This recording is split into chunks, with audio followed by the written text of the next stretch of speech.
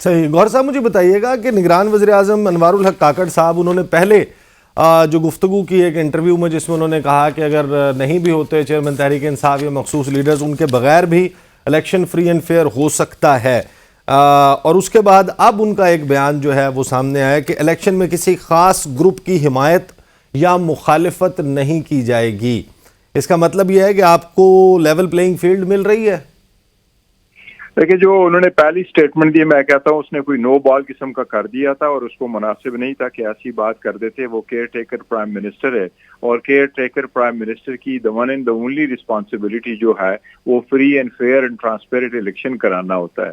اور جو free and fair transparent election کراتا ہے وہ سارے پولیٹیکل پارٹیز جو الیکشن کمیشن کے پاس رجسٹر ہے ان کے لیے لیول پلینگ فیلڈ پرووائڈ کر کے ہر وہ اقدام کرنا ہے جس سے فری اینڈ فیئر الیکشن ممکن ہو سکے.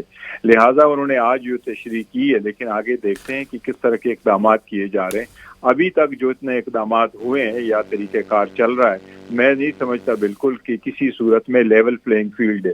ایسا نہیں ہوتا کہ جو بندہ کنوکٹڈ ہو، وہ عدالت سے بھاگا ہوا ہو، آپ ان کو ویلکم بھی کرے اور وہ آ کر کے بڑے دھوم دھام کے ساتھ وہ تیاری کرے کہ میں آؤں گا، ویلکم مجھے کیا جائے گا اور میں اسپیچ کروں گا، میں ایڈریس کروں گا. اور سابقہ وزیر داخلہ موجودہ وزیر داخلہ کو تھریٹ بھی کرے کہ آپ اپنے خط کارڈ کو دیکھ کے بات کرے اور آپ نے یہ کیسے دیا کہ قانون کے مطابق نواز شریف کے ساتھ سلوک کیا جائے گا اگر وہ انٹر ہوتا ہے. لیکن دوسری طرف آپ ایک بڑی پولیٹیکل پارٹی کی لیڈرشپ کو مجبور کرتے ہیں کہ وہ باہر نہیں نکل سکتے. وہ اگر باہر بھی نکلے آپ ان کو اریسٹ کرتے ہیں. ان کی لیڈرشپ کو سارے خلاف آپ نے کیسز میں انوالو کیا ہوا ہے. اور جو عورتیں جن کو عدالتیں بیل دیتی ہے آپ نے ان کو بھی دوبارہ اریسٹ کر کے جیلوں میں ڈالا.